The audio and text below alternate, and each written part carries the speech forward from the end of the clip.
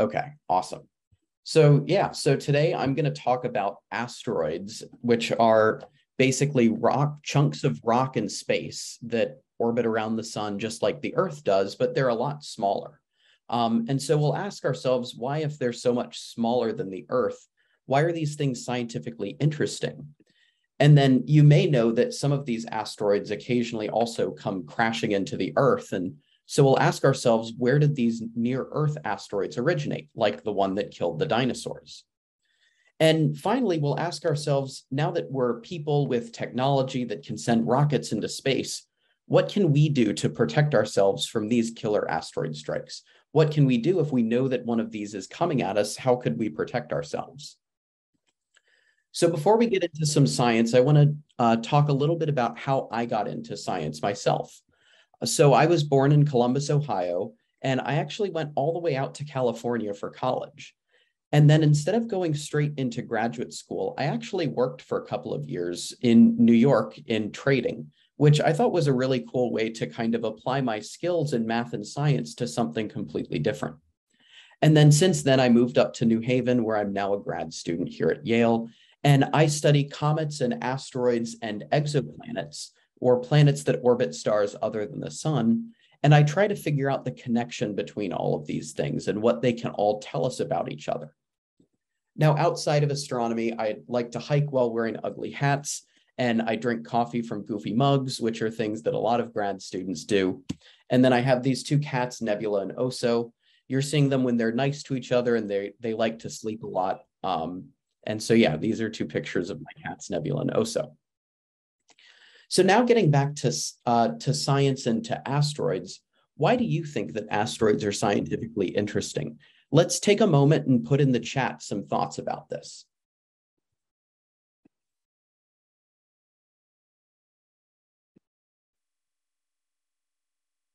So they killed the dinosaurs. Yeah, so they occasionally crash into Earth. That's right. So we want to know about these things that occasionally hit us and where they come from and all that. They're unknown-ish. Yeah, there are many types of them for sure. Their orbits can change depending on the gravitational force. That's exactly right. And that's actually why they hit the Earth. Their orbits change over time, and we'll talk about this. Yeah, so they tell us about the universe. There's a lot of different types of them, and yeah, they can create big craters as well. So yeah, these are all good points, and we're going to talk about a lot of these today. So it seems like you guys know a lot about asteroids already. One reason that asteroids are scientifically interesting to me is that asteroids are leftovers from planet formation.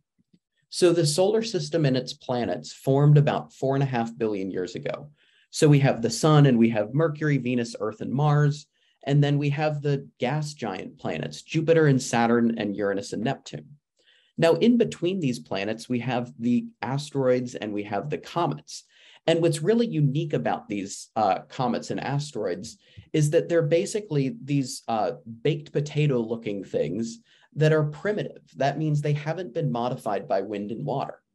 On Earth, all of the rocks that we see today are rained on, they have wind, we have volcanoes. And so they don't really tell us what the universe and what the solar system looked like when things were formed. The asteroids, though, they're kind of these rubble piles of smaller bits and pieces that are barely held together by their own gravity. And because of that, they haven't been changed that much. They're basically like looking at fossils from the ancient solar system. And so scientifically, asteroids can tell us a lot about where the Earth came from. Now, because of that, a lot of NASA missions have visited asteroids and comets. We've sent a lot of spacecraft after these, like the NEAR mission in 1996. That visited this near-Earth asteroid called Eros, which is about 10 miles long by a couple of miles wide here. Now, more recently, NASA sent a mission called OSIRIS-REx to this asteroid called Bennu, where you can see this very up-close picture of the surface. And as I said, you can see it's made up of lots of boulders and lots of little pebbles. And so what OSIRIS-REx actually did, you'll see this little vacuum cleaner, this crane-looking thing. And what it did is it actually touched Bennu and vacuumed up some of the material and is now on its way back to Earth. So we should get all of these rocks to study in our labs about in September 2023. And it'll be really exciting to see all of these fossils from the ancient solar system and learn more about where Earth came from. Now, asteroids are scientifically interesting as well because they sometimes visit Earth. A lot of people have said that in the chat. And a lot of times these asteroids can actually impact the Earth. So this is a video that was taken from somebody's dashboard cam in Russia. And this was in 2013 when a 40-foot asteroid entered the Earth's atmosphere and caused this big fireball and this big explosion over Siberia. Now, what's crazy about this is that actually about 1,500 people were injured in this. Nobody was seriously injured, but people who were standing by windows had their windows blown out by the sonic boom and were actually cut up by some of the glass. Now, fortunately for us, these impacts only happen once every 50 years somewhere on Earth. And even more fortunate for us, this Chelyabinsk meteor hit a relatively unpopulated area in Siberia. Now, we are interested in asteroids, though, because asteroid impacts could be disastrous if they did hit a populated area. Now, I'm actually showing you a screenshot and a little bit of a preview of what you're going to do in your breakout room. And that's actually used this website to simulate what would happen if an asteroid struck somewhere on Earth, like New Haven, for example. So if a rock that's about 20 meters long or about 40 feet, like a school bus sized rock, hit New Haven, pretty much everybody inside of this green circle would be killed pretty much immediately by the blast. So we're really lucky that that asteroid that hit Siberia hit a relatively unpopulated area. But it also tells us that we need to learn a lot more about these asteroids so that we know where to expect them to hit. Now, large asteroids strike the Earth a lot less often, which is fortunate for us. There just aren't that many big asteroids out there. Now, this hole in the ground is called Meteor Crater, and it's in Arizona. It's about 1,500 feet wide and about 700 feet deep. Now, I want to ask a question. You can put this in the chat. How big do you think the asteroid was that made Meteor Crater? How big was the original rock? 20 meters. Okay, so school bus sized, really big, shoulder shrug, 20 kilometers, 3 inches long. Okay, so we have a bunch of different answers here. And it was actually about 100 feet long. So it was definitely bigger than the one that struck Siberia. And because of that, these impacts hit less often. There are just fewer big asteroids than small asteroids.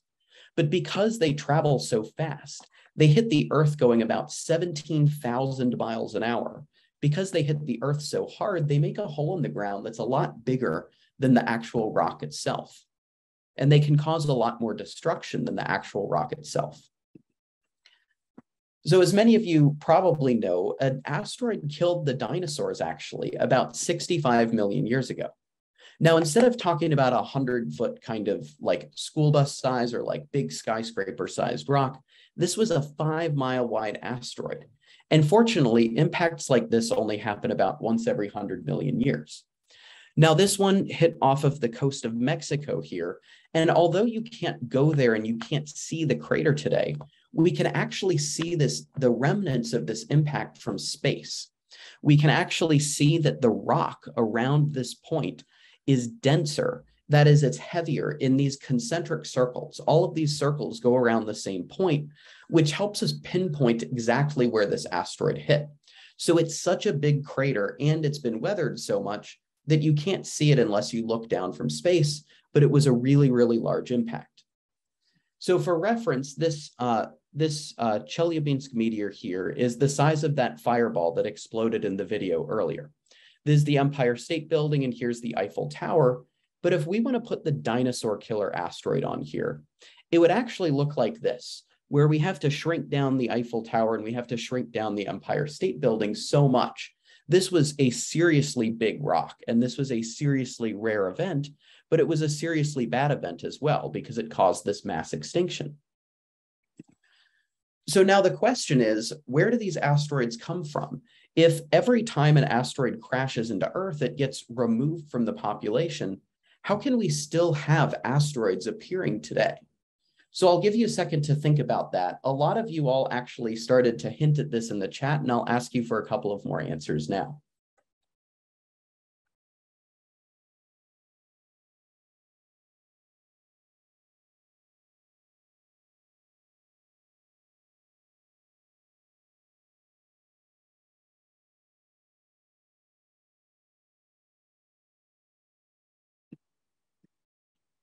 Oh, Snowball Earth. That's a good question. Yeah. So a lot of people are saying asteroid belt, and Snowball Earth is really cool. I want actually to come back to that at the end. If someone could remind me of that, that would be great.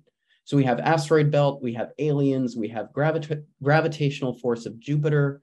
Yeah. So a lot of people are starting to hit on the right thing. And that's that Jupiter's gravity is actually responsible for sending asteroids to Earth. So our solar system has 8 planets, but it has one real big bully, and that's Jupiter. Because gravity gets bigger as your planet gets bigger, Jupiter is the real big bad bully of the solar system.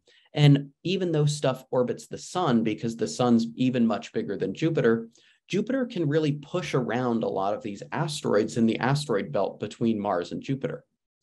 Now you can see that the asteroid belt, although a lot of times people think of it as like a very like uniform sort of like consistent belt, there's actually a lot of bands in it where asteroids don't exist. And the reason that asteroids don't exist there is because Jupiter has kicked them out and sent them flying into the inner solar system. These are what we would call unstable orbits, and asteroids can't live there for the lifetime of the solar system. So eventually they come venturing into the inner solar system and they hit one of the planets like us. So yeah, Jupiter is very mean. I see that a lot of people are saying that Jupiter is mean. And yeah, it's kind of this big bad bully that sends asteroids our way. So now that we know where asteroids come from and why they're interesting, they crash into us and they're fossils of planet formation, we want to ask ourselves, what can we do to protect ourselves? So the first good thing that we can do is we can count them. So back in the 2000s, Congress told NASA, hey, you guys need to go find 90% of the 0.5-mile near-Earth asteroids. So you need to find 90% of the planet-killing asteroids, the ones that could really cause widespread damage if they hit the Earth. And so NASA went out and did this. They built a bunch of telescopes, and they achieved this in 2011. So we've found about 90% of the half-mile asteroids near Earth. Now, we did see, however, that even smaller asteroids, like 100-foot ones that cause such damage at Meteor Crater, can actually produce a lot of damage themselves as well. Now, they're smaller, so they're tougher to see. So we need actually more telescopes that are more sensitive, that can detect fainter things. So to that end, there's this new program called ATLAS, which has 5 telescopes around the world in some pretty cool places. They're in Hawaii, in Chile, in South Africa, and the Canary Islands. And they're in all of these cool places because these places actually have very dark skies. And so they let us see very faint things like asteroids. It wouldn't make much sense to put a telescope in New York City because it's cloudy a lot and because there's so much light pollution.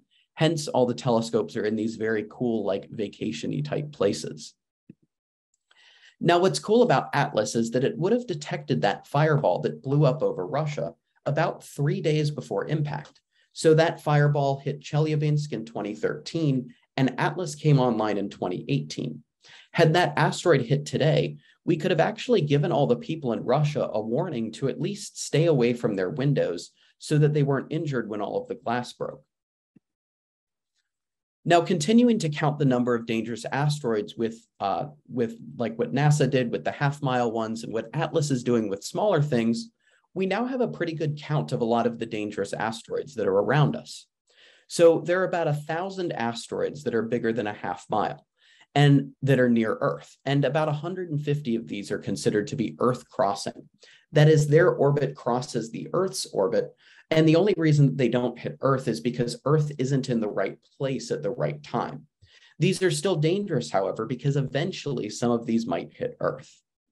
And remember, these are the big like planet-killing asteroids. These are the ones that like can really, would really screw up all of civilization if they hit the Earth. Now, there are also these potentially hazardous asteroids, though, that could probably still blow up something like a city, like New Haven, if they hit the right place. We know of about 4,700 of these that are 250 feet and Earth crossing. And as a reminder, these are the ones that would make Meteor Crater. These are the ones that would make big holes in the ground, and you definitely wouldn't want to be underneath one of these when it hits. Now, fortunately, no 100-meter asteroids are expected to impact Earth within the next 100 years. So all of these asteroids, even though they do cross the Earth's orbit, the Earth won't be at the place of the asteroid when the asteroid is actually crossing Earth's orbit, at least for the next 100 years. So we're safe for now, but we should still know what we should do when something does actually threaten the Earth. So to start to develop the technology to actually protect the Earth from killer asteroids, NASA recently did this mission called the DART mission, or the Double Asteroid Redirection Test. Now, we'll get into the word double in a minute, and that's a really important part of the mission. But the idea was that NASA was going to crash this spacecraft, it's about the size of a golf cart, into an asteroid and change its trajectory. So that was the goal, and the cost of this mission was a lot. It was about $330 million. That sounds like a lot, and it is, but it's worth noting that a lot of space missions these days cost multiple billions of dollars. So compared to something like the new James Webb Telescope, this was a pretty cheap mission, actually. Now, there was a secondary payload on this. In addition to the golf cart thing that crashed into the asteroid, there was this thing called LICIACube that was built in Italy. And its goal was to take photographs immediately after the impact. So it would separate from the main spacecraft. The main spacecraft would hit the asteroid, and LICIACube would take videos and images to document what happened. Now, the reason that this is called the double asteroid redirection test is the target, the poor asteroid that got hit, was actually a moon of another asteroid. So here's Didymos, which is about 2,500 feet wide. And then it has this moon, actually. It has this smaller 500-foot asteroid called Dimorphos, which orbits around Didymos. It's only about, it's less than a mile away, but it takes about 12 hours to orbit Didymos. Now, we hit Dimorphos because Didymos itself poses no danger to Earth. So when we slam our spacecraft into Dimorphos, we're not going to potentially deflect it into Earth by accident. All we're going to do is we're going to make its orbit around Didymos shorter. So we'll just shorten up the orbit a little bit. It'll be something that we can measure, but it won't be something that inadvertently puts us in danger on Earth. So what NASA did is they launched this DART spacecraft, and you can see the trajectory around the sun as it leaves Earth's orbit, and you can see it's coming towards intersecting Didymos and Dimorphos in green. Now, what's completely crazy to me about this mission, and what's remarkable about the fact that they hit it at all, is this is like trying to hit a bullet with another bullet. When you shoot the first bullet, almost a year before you have to hit the second bullet. So they launched this spacecraft in late 2021, and they actually just hit the asteroid a couple of years ago, or a couple of weeks ago. Now, what's even crazier to me is that all of the guidance to hit the asteroid had to be done autonomously. So within the last hour, the spacecraft was approaching at about 13,000 miles an hour, and it was driving itself. It was picking out which was the moon, and it was hitting this moon all on its own. So as I said, the DART impactor was about 1,000 pounds, and it was moving at 13,000 miles per hour versus the asteroid. And so the goal was to reduce the orbital time, the time that the moon takes to go around the asteroid, from about 12 hours to about 11 hours and 50 minutes. So to slow its orbit by about 10 minutes. Now, all of the telescopes around the Earth were pointed at the asteroid to see if we could see the impact from the ground. And as you can see, DART definitely hit the spacecraft. You can see Didymos traveling here, and you can see this big explosion when Dimorphos gets blasted by the DART impactor. So we knew pretty immediately that there was an impact had occurred. And it took us a little bit of time to figure out how the orbit changed, but it's very clear that we at least hit the asteroid. Basically, our self-driving spacecraft did the right thing, and it hit the asteroid. Now, remember I was talking about that LICIACube spacecraft that basically separated from the main spacecraft and trailed behind to take pictures of the impact. So this is one of the images that got returned, and it's just so cool to me.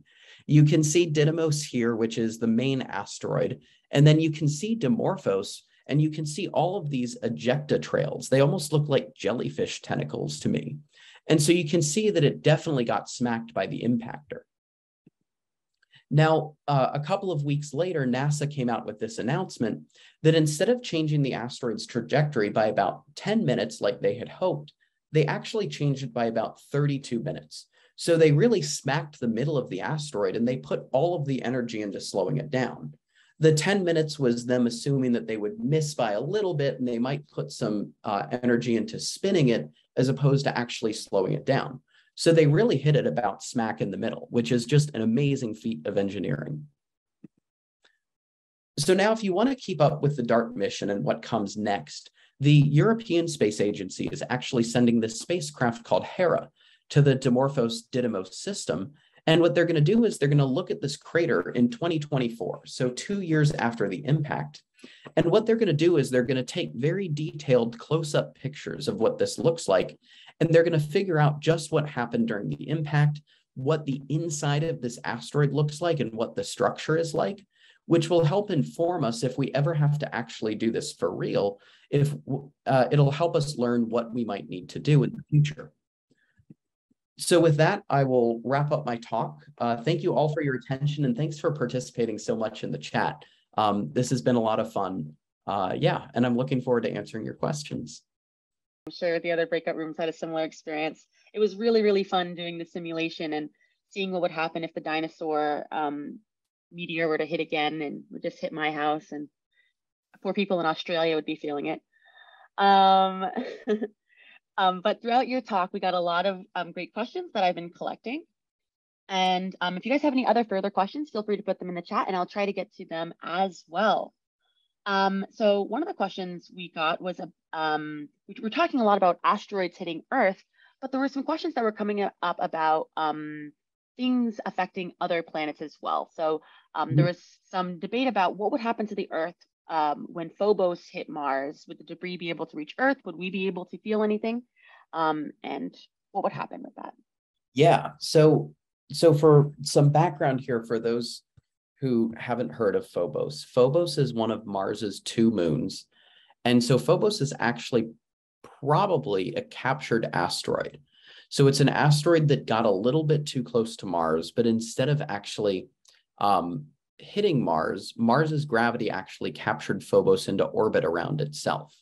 So Phobos is this moon of Mars, and Phobos is actually spiraling in towards Mars. So in some millions of years from now, it's actually going to crash into the surface of Mars.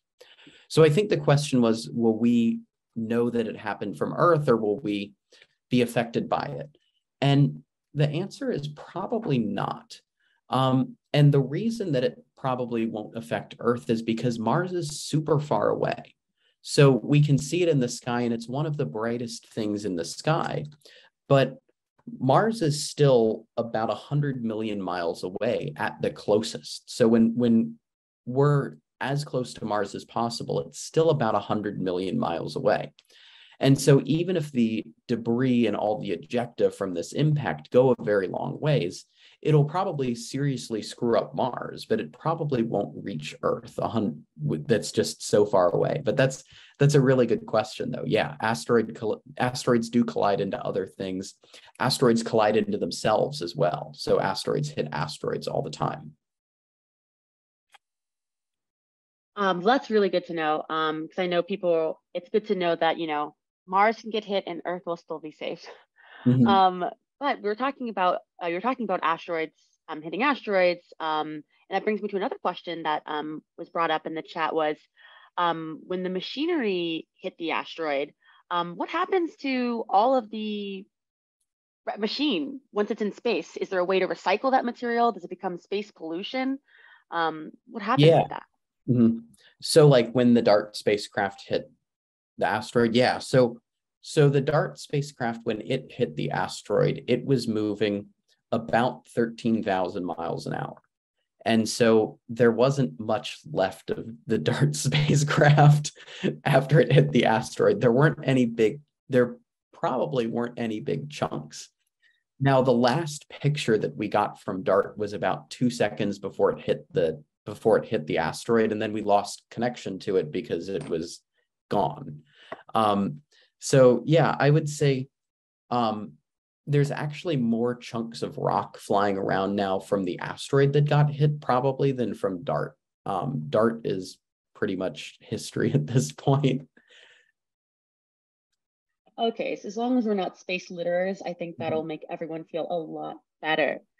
Another question we had a lot of questions about really big asteroids. So, like how big was the biggest ever asteroid recorded? And, I guess kind of on that, how big can an asteroid be before it's just a planet? Is it just not as big of a planet, Yeah. So this is a great question. There's a lot of debate in the astronomy community over what is a planet and what wasn't a planet. When I was a kid, there were 9 planets, and there may have always been 8 planets for you all, but there was Pluto used to be a planet, and then it got demoted. So what makes a planet is that it is big enough to clear the gravity of everything else in its orbit. So it's the biggest, baddest thing in its orbit, and nothing else can really exist there because the planet's gravity is so strong that it scatters everything else away. So the biggest thing in the asteroid belt, the biggest asteroid that we know of, is this thing called Ceres. And Ceres is about 300 miles in radius. So this is way bigger than like the Dino Killer asteroid. The Dino Killer was about 5 miles, and this is about 300 miles. So it's a very large asteroid. I can actually show you, this is a good picture. So here is a picture of, if I put all of these things next to each other, this is Mars, this is Mercury, this is Earth's moon, this is Ceres, and this is Vesta here. And Vesta is another asteroid in the asteroid belt. And Vesta is actually really interesting because a lot of the meteors that are hitting Earth today actually came from Vesta. So Vesta, if you look at a picture, Vesta asteroid, if you look at a very close-up picture of Vesta, what do you see on the surface of this asteroid?